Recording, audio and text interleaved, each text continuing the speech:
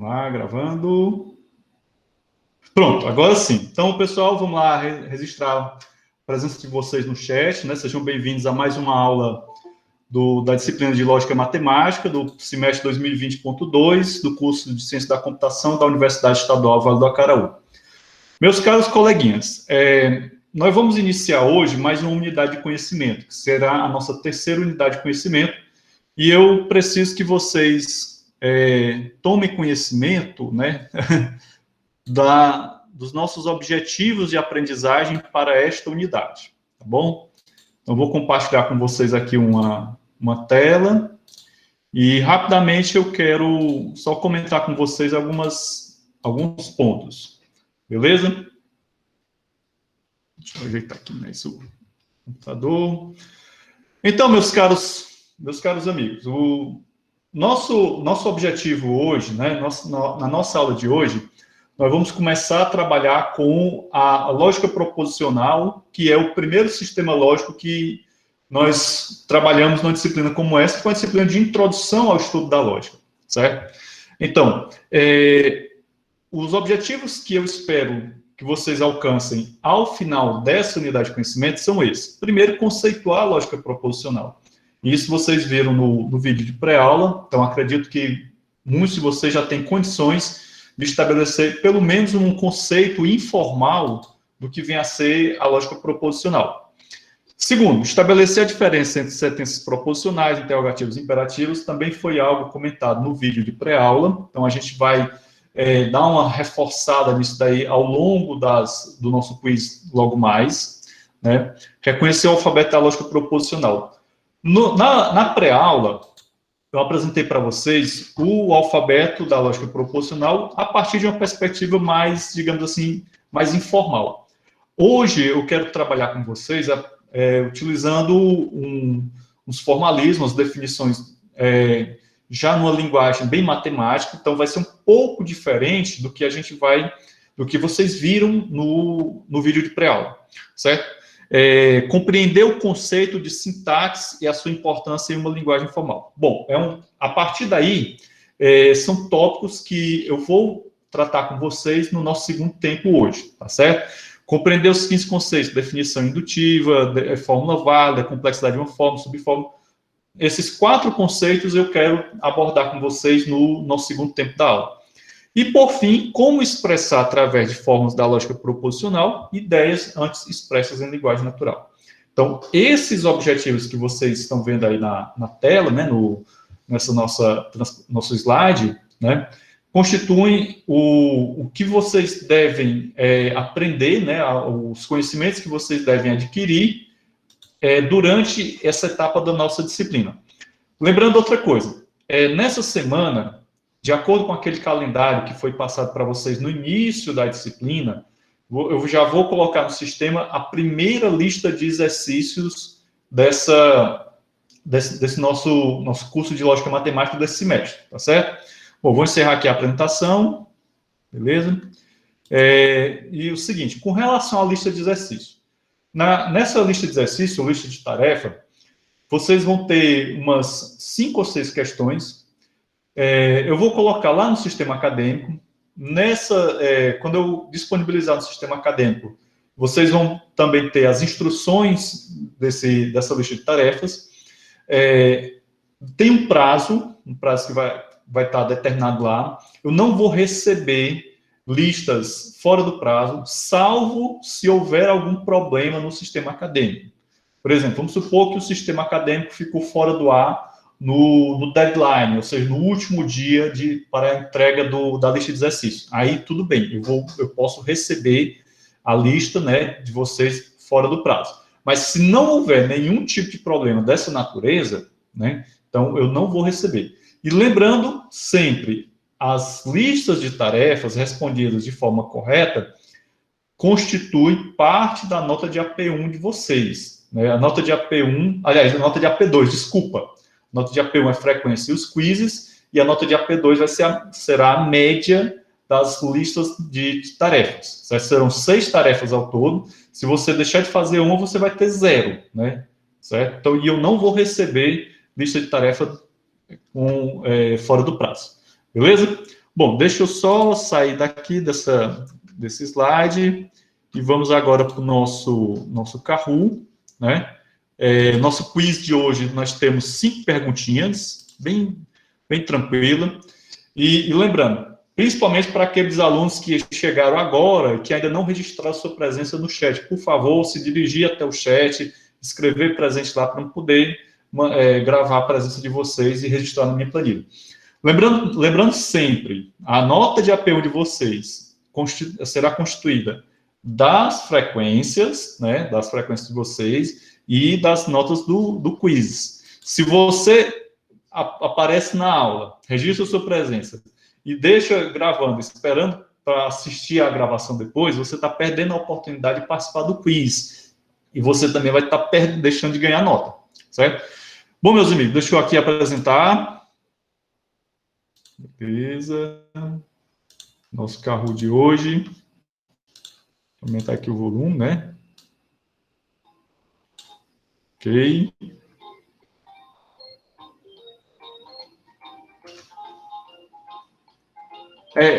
Pedro, é o seguinte, questão de prazo, né? Se você perdeu o prazo porque o sistema acadêmico ficou fora do ar, aí tudo bem, eu posso receber a tarefa fora do prazo. Mas se até o último dia o sistema acadêmico funcionou normal, porque eu vou receber via sistema acadêmico, certo? Então eu não recebo fora do prazo se tiver tudo normal com o sistema, tá bom?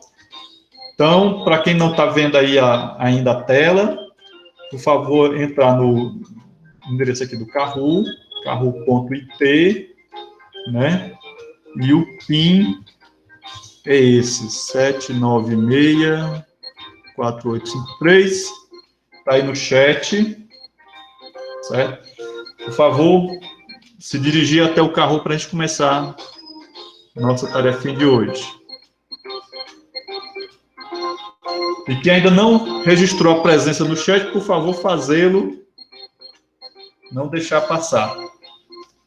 Já aconteceu de alguns de vocês não registrar a presença no chat, mas participar do Kahoot. Aí a sorte foi essa, porque quando eu vi o nome da pessoa no relatório do Kahoot e não tinha visto no chat, né, eu acabei registrando a presença, certo? Então, por isso que é bom participar também do quiz.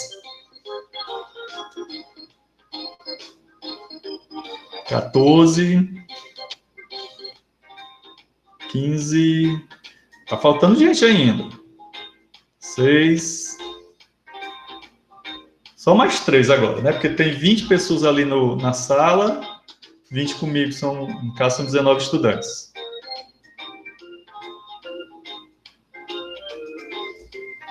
Beleza? Professor? Oi. Só um minutinho, porque quando eu abro o link, eu vou tentar abrir direto no navegador mesmo, porque aparece outra coisa na frente. Parece outra coisa? Só um instantinho, eu vou Bom, tentar. estou esperando aí. Vou dar um tempinho aqui aguardando você, Lucas, tá ok?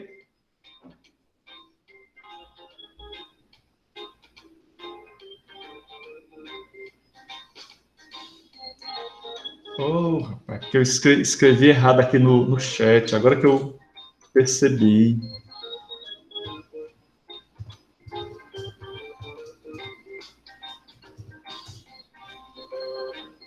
Oh, eu tinha escrito no chat, acho que eu tinha escrito errado. Ai, não, tá certo. O meu não tá abrindo, não, professor. Hã? O meu não tá abrindo. Vixe.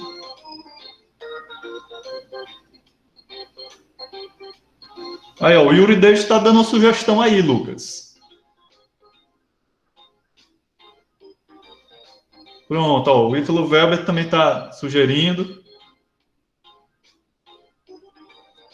Momentos de tensão.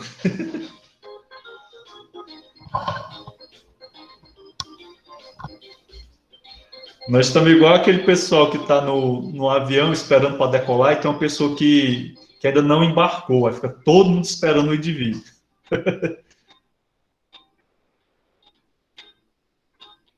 Oi. E aí, Lucas, como é que... Falta Vai só ou não colocar- vai? Vou colocar só o PIN, só um instante, pessoal. Certo.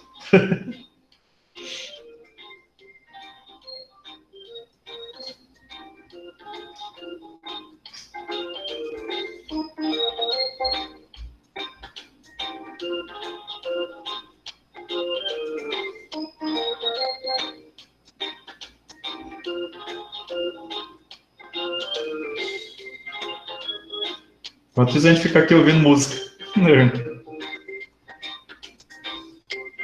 Opa, pronto. Agora sim. Bem, a gente aguardou aqui o Lucas, né? E ainda tem pessoas aqui que deveriam entrar, Obrigado, mas só tudo bem. aguardar. Valeu, Lucas.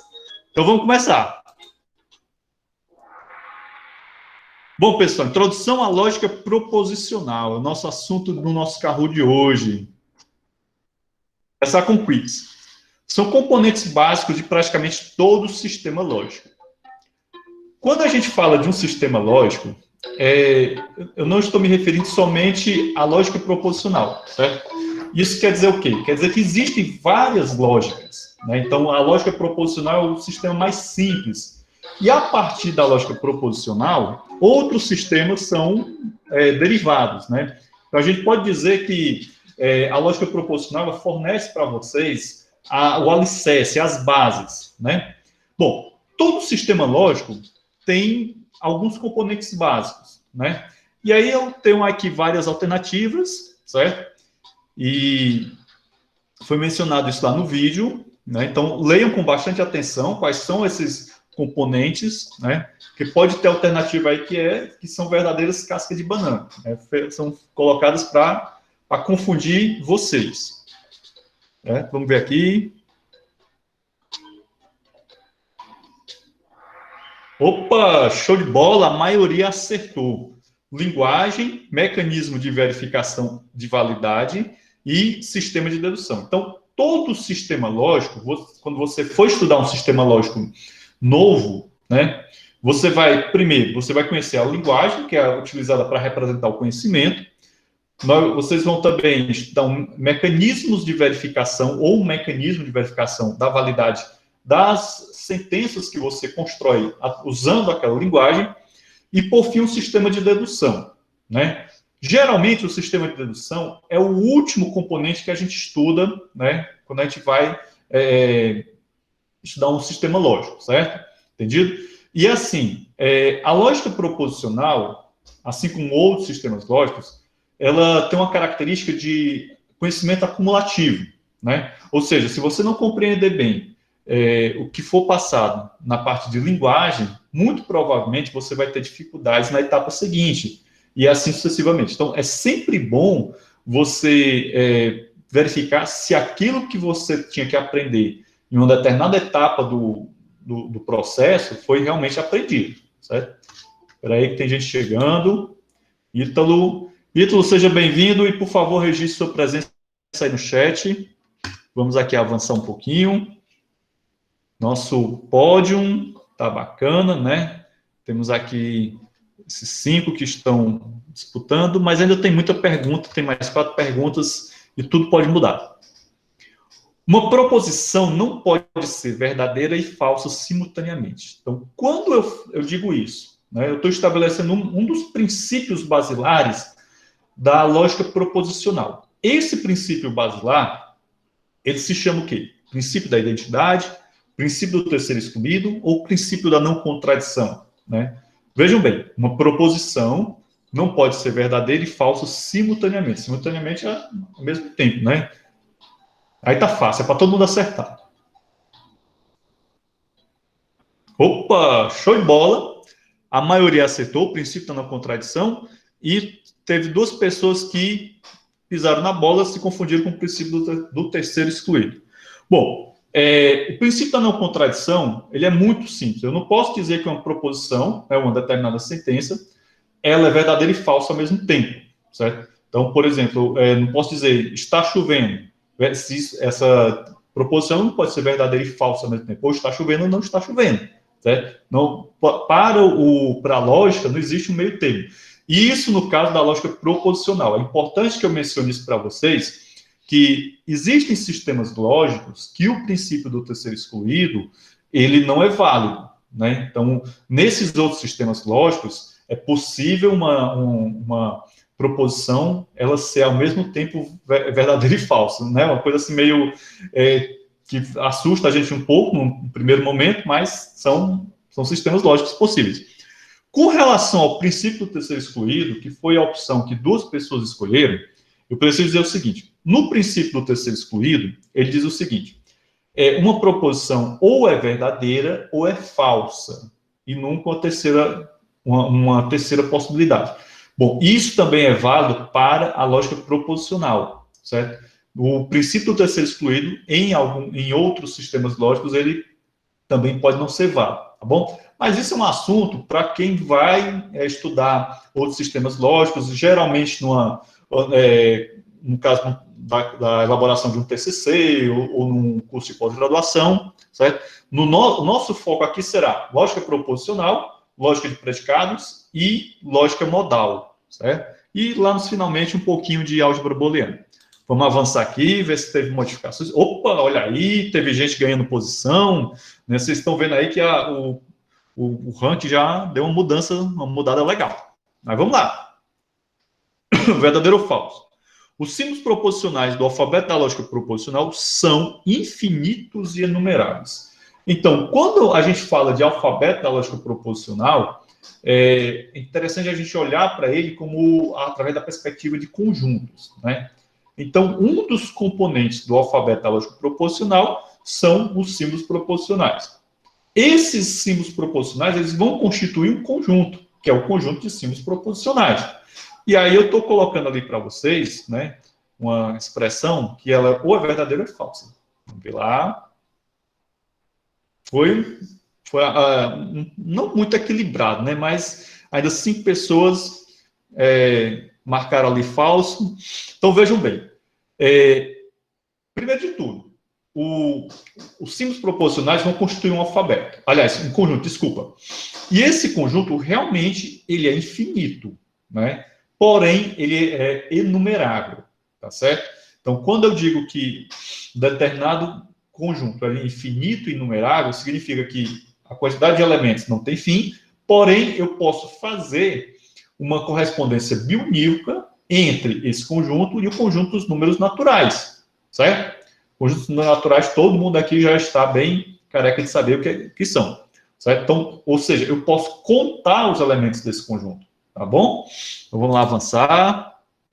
Olha ali, o Alisson Rocha teve uma subida legal, né? Atingiu uma sequência de 3 respostas corretas. Parabéns, Alisson, você é o cara, né? Mas o nosso amigo Clóvis se mantém na liderança firme e forte. Vamos lá. E a nossa amiga Yasmin surgindo aqui no ranking, né?